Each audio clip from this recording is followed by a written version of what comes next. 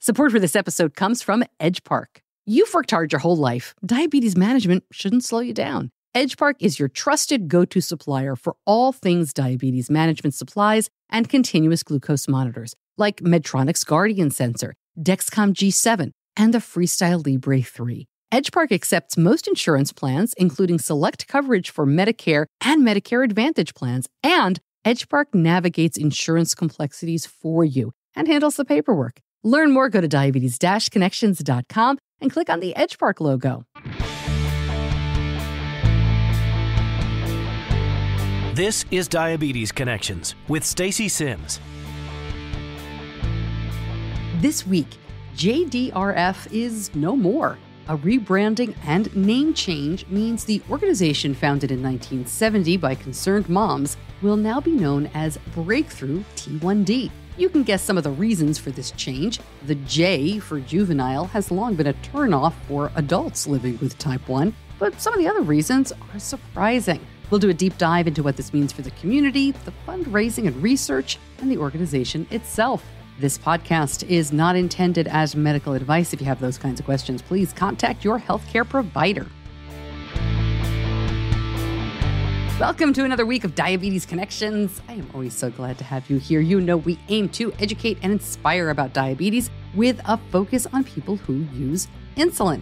Before we jump in, I want to let you know that I'm taking part in a webinar coming up later this month. I am partnering with the Mountain West chapter of JDRF, Breakthrough T1D. They've asked me to talk to families about how to make in-person local connections, how to get groups going, what we did here that worked, everything that led to Mom's Night Out. And of course, I am having a Mom's Night Out event in Denver in September, and we'll be in Philadelphia in October. So link in the show notes to the big Mom's Night Out events, of course, but also to this meetup. It's a webinar. I'm sure it's open to all, but it is really geared for those in the Mountain West Denver area. And I'm looking forward to getting to know that group a lot more. All right, as you have likely heard, JDRF has changed its name to Breakthrough T1D. To make it easy on me, I'm going to give myself permission to still talk about it as JDRF during this episode, and then I will try my best to make the switch. We had a robust conversation in the Diabetes Connections Facebook group, and a lot of you wanted to know what I think. And here is what I think. I am fine with this name. I am fine. As you will hear in the interview coming up, finding a new name in 2024 that isn't trademarked or otherwise taken is very difficult. I have trademarked one name. I've been through this process myself. I'm actually in the middle of a second process right now, not diabetes related, and it is not easy. You can Google, if you want, you can check this out, Google USA trademark search and go through the database yourself, put in a bunch of names, put in what you would have called Breakthrough T1D, see if it's available. I mean, I did think that the new name would take out juvenile. I think most of us thought that. I thought it'd be something kind of simpler and playing on what they already had, like Type 1 Diabetes Research Foundation. But nothing like that is available. And you'll hear they really were looking for something new. Okay, but what about beyond the name change, right? In my opinion, it doesn't address the issues that I and many others have with JDRF right now. I am thrilled with the research. I really am. I think they stink at getting the word out. Years ago, I offered to do a monthly research update for JDRF right on this podcast. I don't know why it didn't go anywhere, but I promise you, you do not know the amazing things that they have done and are doing with research and how JDRF has had a hand in almost every breakthrough that we're hearing about. Breakthrough, okay, there we go. But my issue is not about their role in helping with the artificial pancreas project, right? We wouldn't have these AID systems without the funding that JDRF secured for the research years and years ago. My issue with JDRF is on a very in-person and personal level. They have closed so many chapter offices, and they had an issue with outreach to begin with. I am concerned that they are going to just pivot harder into trying to raise money from the very wealthy donors. Thank you very much for your contributions. We need them, right? But not servicing at all the very small donors, the people who turn out for the walks and the summits, who really need the support. I think this is really important. And I have communicated this with many people at JDRF in person. This is nothing I wouldn't say in front of Aaron Kowalski. But I think when you're not actively available in ways that help the day-to-day difficulty of type 1 diabetes, right? babysitters, insurance problems, 504. Who do I call about this? I have supply issues. I need support. You miss out on helping the people that really need it. But you also miss out on more of those very small donors. Some volunteers do an incredible job of engaging these local communities, but it's very difficult to only rely on volunteers to do all of that. For many, that's not what JDRF should be about. I know it's not easy. Would I trade Tzield or the Artificial Pancreas Project, which became all these automated insulin delivery systems that are incredibly helpful and life-changing? Would I trade those things that JDRF was instrumental in for a little bit more warm fuzzy on the local level? Yeah, I just don't think we have to. Look, there's a reason that Beyond Type 1 got so popular a few years back. There's a reason that Mom's Night Out is gaining so much traction and getting really popular. Slipstream and other programs for adults. These are filling needs. And I personally think if JDRF filled those needs better, they could make more money from many more small donors. I know it's tough. Diabetes is tough because, as I said, we want the big breakthroughs to come. Of course, I want a cure. I would just like, even better treatments, make my son's life easier. But so many people feel so alone with the day to day, the relentlessness of this disease. And I just think a little bit more outreach would go such a long way. All right, enough. I'm going to get off the soapbox. My guest this week is Pamela Morris-Rowe, Chief Marketing Officer of JDRF. She leads the marketing and communications team. You will hear her say Marcom, and that is what she's talking about. And she was also in the announcement video. You saw her in that clip they put out last week to talk about the name change and tell you all about it. Let's play a clip of that to set up what happened here. This is JDRF CEO Aaron Kowalski. Our mission remains steadfast to accelerate life-changing breakthroughs to cure, prevent, and treat type 1 diabetes and its complications. This new brand puts our mission front and center. Today, if you know JDRF, you know how powerful and influential we are. But if you don't know JDRF, then the name is just letters. We also know juvenile diabetes, or the JD in JDRF, isn't medically accurate. I'm an example of it, an adult living with type 1 diabetes, or T1D. Also in that video is Jim Lurie. His mother, Carol Lurie, founded JDRF with Lee Ducat. It's a name change story as well. Lurie founded Research Action for Diabetes in 1970, and Ducat started a support group for families that became JDF. They came together in 1972 with Juvenile Diabetes Foundation. The R was added later. And Lurie thinks his mother would really support this.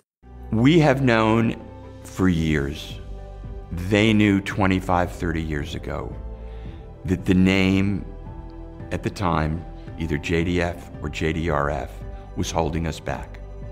But we weren't ready. There was too much that needed to be done to change the name. The timing is right. If my parents were alive today, they would be standing beside me saying, this is the right time, the right thing to do. We need to change the name. We need to further breakthroughs. I'll link up the full clip. You can see the YouTube video over at diabetes-connections.com and my conversation with Pam Morris-Rowe right after this. Gvoke HypoPen is a ready-to-use rescue pen for treating very low blood sugar in people with diabetes ages 2 and above. If you take insulin or sulfonylureas, you're at risk for your blood sugar going too low. Low blood sugar emergencies can happen unexpectedly, and they demand quick action. You need a safety net when it matters most. Be ready to treat very low blood sugar with Gvoke HypoPen. Find out more. Go to GvokeGlucagon.com/Stacey. That's GvokeGlucagon.com/STACEY. Gvoke shouldn't be used if you have a tumor in the gland on top of your kidneys called pheochromocytoma, or if you have a tumor in your pancreas called insulinoma. Visit GvokeGlucagon.com/risk for safety information. Pam, welcome to Diabetes Connections. I'm glad you're here. We have a lot of questions about the change. Thanks for coming on the show. I'm thrilled to be here. It's great to talk to you. I know you've been involved with us for a long time, and we're thrilled to chat with you.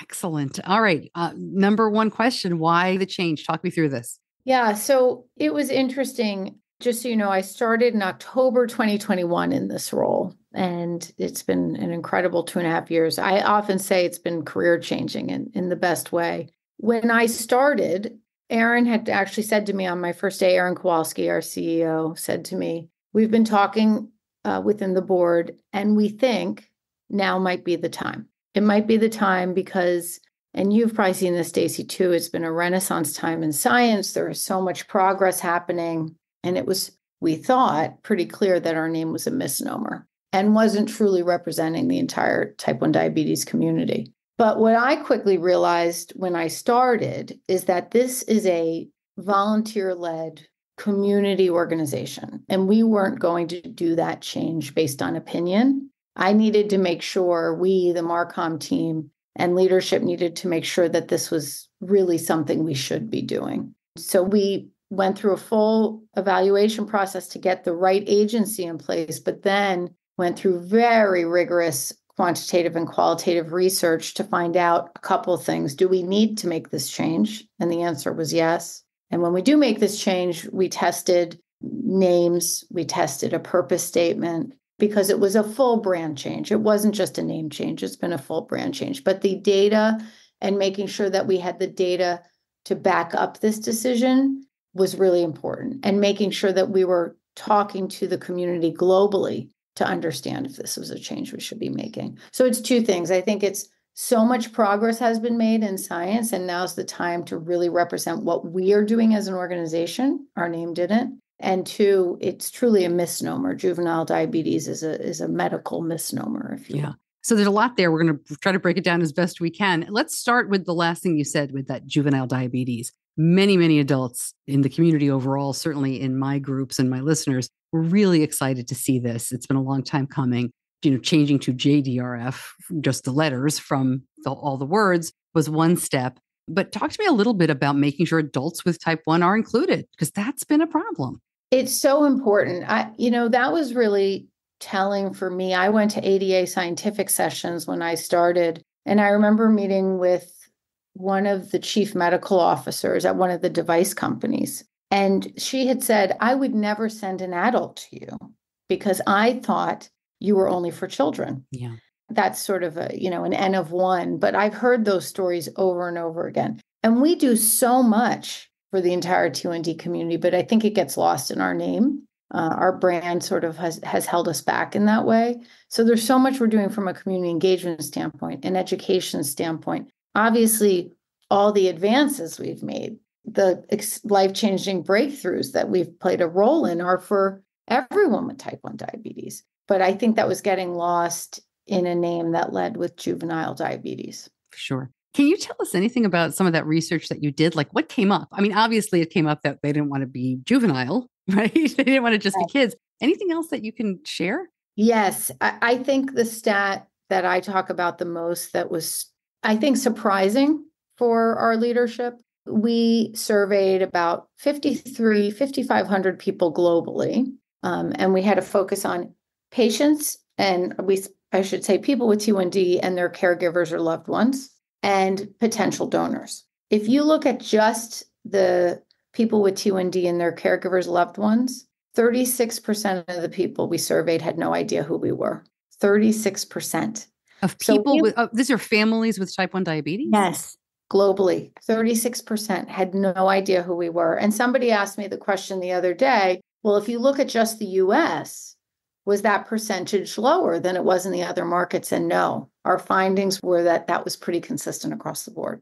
So what was the biggest thing we learned is that there was a belief that if you were in the type 1 diabetes community, you know who we are. And 36% of people who are in this community did not know who we were. So that was the biggest stat we learned. And then we also learned that our name causes confusion. And the reason our name causes confusion is because people don't know what the acronym means. I'm doing this interview now. Anytime I speak to anyone in the media, for the most part, they say JDRF. Okay, what does that stand for? Juvenile Diabetes Research Foundation. The acronym was very, very confusing to people. So I often called it verbal gymnastics. We sort of have to unpack who we are, which means we end up telling a complex story. And we needed to get to a simpler story. For why people should be engaged in our organization. It may sound a little silly as you listen, but I've been asked on many podcasts, tell me a little bit about things. And then when you mention JDRF and then someone says, what does that mean? And you have to say, Well, JDRF stands for Juvenile Diabetes Research Foundation. However, we don't really refer to it as juvenile diabetes anymore because now we've put it type 2, type 1. There's different types. I mean, you wind up going down this rabbit hole. So I totally get it. I've done it myself. It's amazing. And the stat around all those things I just said was that 63% of the people we surveyed said our name gave them less confidence in our mission. And when you dig deeper into the qualitative comments behind that, it's because they had no idea what the acronym stood for. Interesting. And I know we could probably spend 2 hours on just the research you did here, but can you tell us then how you got from, okay, this is not working, to Breakthrough T1D? Sure. So the one thing I will say is we did research at every phase. So we did research first to even understand if we needed to change the name. Then we did research on the name itself, and I'll tell you a little bit about that process in a second. And then we tested our brand strategy, a new purpose, and visual identity. So we tested everything that was involved with this brand process. In terms of the name, our agency partner on this, a global experience agency named Siegel & Gale, was fantastic. And one of the things that was a requirement when we went through the evaluation process was they had to have a naming department. We sensed this would be something we had to do. And the data showed us that was the case. So they have a rigorous naming process. We went from 1,000 names. They went through the start of 1,000 names, half of which got knocked out in the initial trademark search. This is a very cluttered environment, as you know. Names sound very familiar. It was going to be hard for us to trademark or register many names. So half got knocked out. From there, from that half, we went down to about 40 top names through qualitative and quantitative research. And then we were able to bring 8 into testing. And we were really conscious about going into testing with names that were traditional, sounded more like our organization now, to very modern, where you were just using something like the number 1 to evoke who we are. Breakthrough T1D in all the research globally across every audience and every market we were in actually rose to the top because it had, well, first, unaided, it resonated with people and they would use the words that we wanted them to use when describing the name. Research advances, movement, progress, supporting the community. Those sorts of things came out unaided in the research. And then there are things that were a little less research focused that made the name strong. It has a really great storytelling component. It has a human component. And what we've even realized now in just a few days of working with this name is it ties to every part of our organization. Breakthrough means research and research advances, but it also means the incredible work our advocacy team is doing to drive breakthroughs. It also ties to the incredible work our chapters are doing in community engagement to make people feel like they're part of something and that they've found a community that can support them during difficult times. Yeah. That's a breakthrough as well. So it's resonating across the whole organization, and that part's been exciting too. But the research showed it rose to the top. I'm curious too. I mean, gosh, I've been in this community for 17 years, and it certainly no one ever referred to it as T1D when my son was diagnosed in 2006. That too. Well, I'm curious because to me, T1D came out of Twitter and hashtags, and that's kind of how it happened. I may be mistaken there, but I was told a few years back that I shouldn't use T1D in my marketing because nobody knew what it meant. But I thought, no, people know, and people got used to it. And I'm assuming your research led you down the same path. Right back to our conversation. But first, Diabetes Connections is brought to you by Dexcom. I'm so excited that the Dexcom G7 is here. I know you probably have a lot of questions about insurance. You're not alone. Dexcom understands how complicated this can seem, and they've made it as simple as possible. Dexcom is the #1 covered CGM brand. You can visit the Dexcom Savings Center for a free benefits check to see what coverage options are available to you. Powerful and simple, Dexcom G7 is proven to lower A1C and help you spend more time in range. Learn more, go to diabetes-connections.com and click on the Dexcom logo.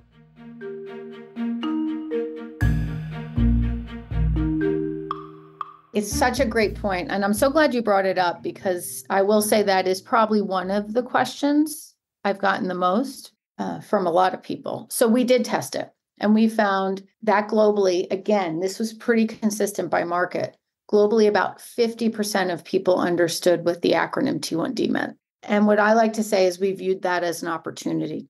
We viewed that as an opportunity because we wanted to take ownership of T1D. You've probably seen that we use T1D a lot. And what we do, no matter what, is the first time we use T1D in writing, we will spell out that it represents type 1 diabetes. But we've been using it a lot. So one, we looked at that as an opportunity so we could take ownership of it. But 50% was a pretty high percentage. And I think there was a belief that it would be much lower than that.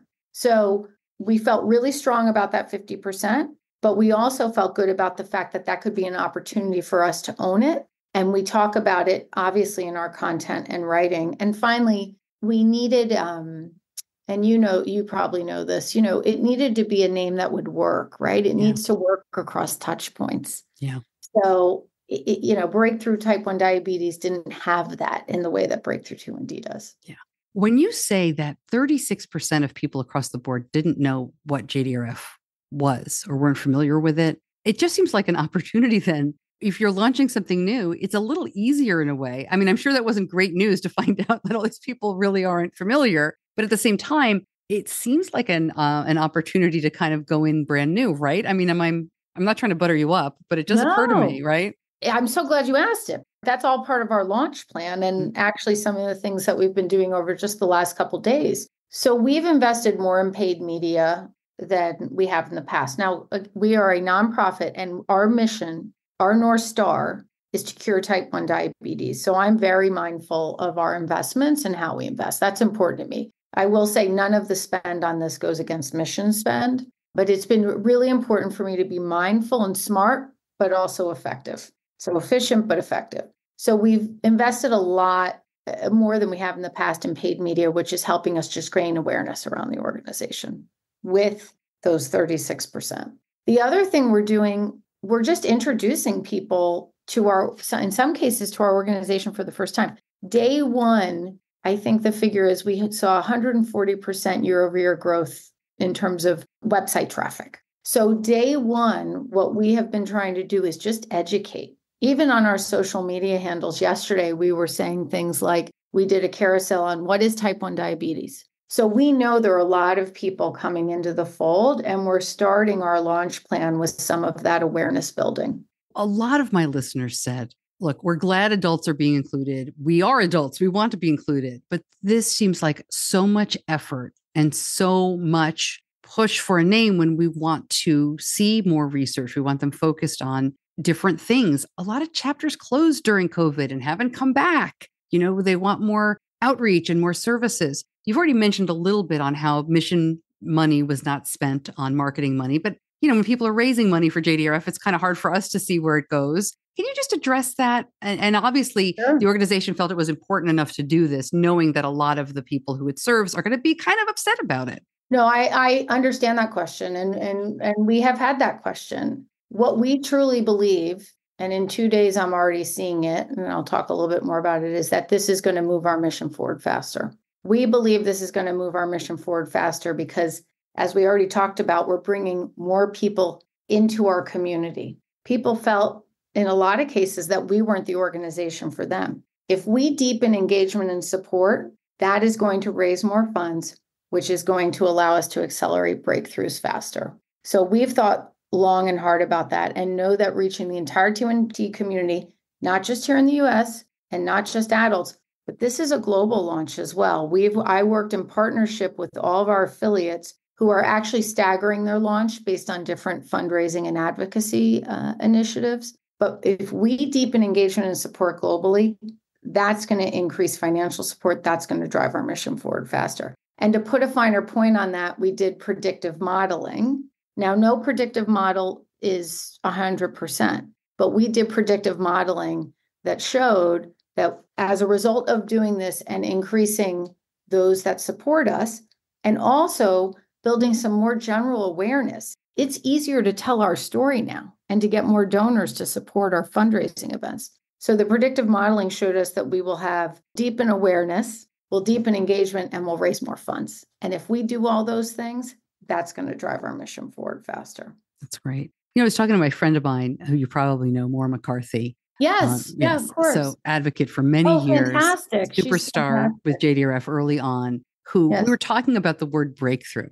And she was talking about the things that she did early on that she would consider breakthroughs. I mean, this is somebody who was instrumental. And many people don't know JDRF was instrumental in these things. So I'll just kind of list them off, like getting insurance coverage for pumps and CGMs. That's something that JDRF very much helped with. Stem cell research, pushing things like that through. Getting pediatric approval for the technology that we use now. The Artificial Pancreas Project, which people do not realize was funded in big part by JDRF, which served the commercial products very well. Those things did not happen in a vacuum. Her kind of question was like, I wonder what breakthroughs they are talking about now. So I kind of want to give you the floor for that, especially when it concerns adults. Can you talk a little bit about when we think Breakthrough T1D now? I mean, I know it's very abstract. Anything in the pipeline that you'd want to mention? I'll say, to the point I made about how this is a renaissance time in science and how this felt like the right time, I would say it's fair to say we really have had, but will continue to have a deeper focus on cell therapies. That is very important to our organization. And it's something we are, I would say, laser focused on across the team, especially from an advocacy and a research standpoint. Those are breakthroughs. What we have seen companies like Vertex be able to do, those are breakthroughs. And we've played a role since the very beginning. We see, obviously, the approval last year of Tzield to be a breakthrough, right? And so many people, to the point about adults who did not think that they would necessarily get T1D, but about 50% of diagnoses now are in adults. And with a lot of the work we're doing in early detection, that's a breakthrough. If we can have people screening, doing early detection, seeing if they test for the antibodies, and having access to something like Tzield that gives you the gift of time, those are breakthroughs. And then everything we're doing from an advocacy standpoint. I mean, I was just in DC yesterday, the last 2 days for Government Day, and we had 300 advocates there. And what they have done to drive, yes, government is the one who's obviously made some of these changes, but it's the work that our advocates are doing to make sure that we're driving toward insulin affordability for all. It's the investment we made in Civica to have affordable insulin for everyone, regardless of insurance status. Those are the things we consider to be breakthroughs. And to your point, and to what I said earlier, it's across every group within the organization. One of the first points of touch with JDRF, at least for me, was the One Nation summits and local meetups and things like that. Will we see changes in not just the signage, right? But are there any changes coming to the organization along with the name change? Yes. So community engagement. So many of the programs you just talked about, community engagement, that team reports up to me, which I love because they are also deepening engagement and support in the same way that Marcom is. So you are right. You're going to see some changes. Things like Rufus having a new T-shirt, sure, right? Care kits, we have new adult packs, teen packs, but those Type 1 Nation summits you will see a name change on those, but the same purpose, sort of educational events, both in person and virtual. You'll see some changes to those. We've made sure that we have a mission moment in every single one of them, because what we also found through our research, and just hear this, is that people don't know about treatments that are available. I was at an event with large donors last year, and one of the women said to me, I had never heard of Afrezza before, right? These are things we want people to know what treatments are available to them. We want them to know about early detection. We want them to know about Tzield. So we're making sure when I say a mission moment that we're talking about the treatments and therapies that are available and the actions people can take so that they're informed and that they can be advocates for themselves when they're visiting with their doctors. So that is one change you'll see for sure. That's great. Before I let you go, was there any name that you just hated that got thrown out early? I don't know if you can share that with us, but I have to ask. You said there were 1,000, right? I mean, it was so interesting to me. I'm trying to think of what they could possibly be. I don't think there were any names I hated. I will be politically correct. I don't think there were any names I hated. I think as a marketer, I was really excited by the names that had movement and that people felt like they could be part of, and names that really represented who we are.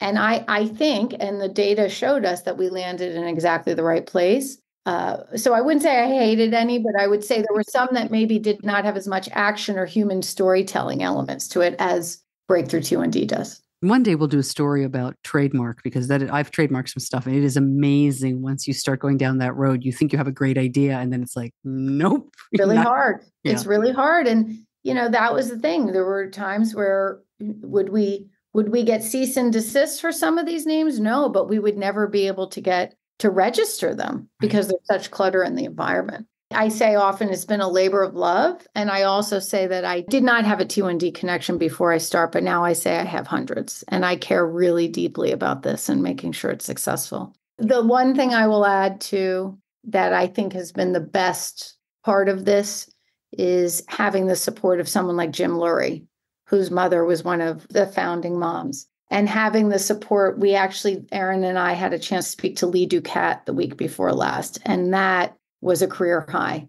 Wow. And she said that I understand this needed to happen. And that felt good. I was really pleased to hear that from her and from Jim, who was on our launch video as well. That having the support of founding families has meant a lot. Yeah, that's a great point, because boy, those founding families, when it was just JDF, right? When they came together to do that, that really has made such a huge difference in so many people's lives, including mine. So yeah, I'm glad you brought that up. That's wonderful. And I like that in that video. That was really impactful to see. Wasn't that great to see him tear up? Because I think it really means a lot to him. And he feels that his parents would be supportive of this, because that was their goal in 1970, to drive breakthroughs forward. Yeah. Well, Pam Morris-Rowe, thank you so much for joining me and explaining this. I'll hope to talk to you soon. Thanks again. Yeah, it was wonderful talking to you. Thank you so much.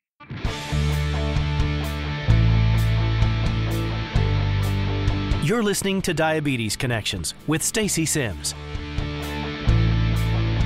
Love to know more about what you think of the name change and my suggested changes to JDRF. We can have a conversation over at diabetes-connections.com. We can have a conversation over the Facebook group, Diabetes Connections, the group, or you can always email me and let me know what you think. And if you're with JDRF, I'd love to talk to you. You're more than welcome to come to my Mom's Night Out events. Maybe there are ways we can work together to reach more of these folks. I am passionate about in-person local support, which is why I started those events. And that's what I am going to be talking about in that webinar I mentioned. The link is in the show notes. It is June 18th. It is for the Breakthrough T1D Mountain West chapter, which covers Denver and the surrounding areas. I'm pretty sure all are welcome. As I said, you just have to sign up for the Zoom webinar. And we will be talking a little bit about Mom's Night Out, but we'll really be focusing on making local diabetes connections, how you can start support groups, social groups, coffee groups, whatever. You don't have to call them support groups, but how it really isn't that hard.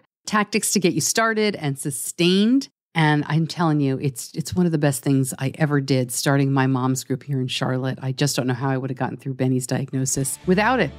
17 plus years, and I still rely on those moms. They are the best. All right, thank you to my editor, John Buchanan from Audio Editing Solutions. Thank you so much for listening. I'm Stacey Sims. I'll see you back here soon. Until then, be kind to yourself.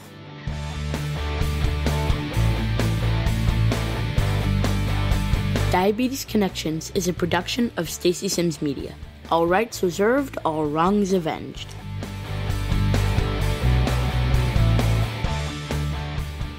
I'm amazed how hard these automated insulin delivery systems work. Omnipod 5 automatically increases, decreases, or pauses insulin delivery every 5 minutes. This technology is called Smart Adjust, and it's in the pod. This means if you're out on the football field and the controller is in your bag, the pod and Dexcom G6 continue to talk and make adjustments. That would have been awesome for us in middle school when Benny played football, or when he was backstage at the school play. All that, and you get the freedom of no tubes. Fill out the quick online form, see if you're eligible for a free trial. Go to diabetes-connections.com and click on the Omnipod logo. For full safety risk information and free trial terms and conditions, visit omnipod.com/diabetesconnections.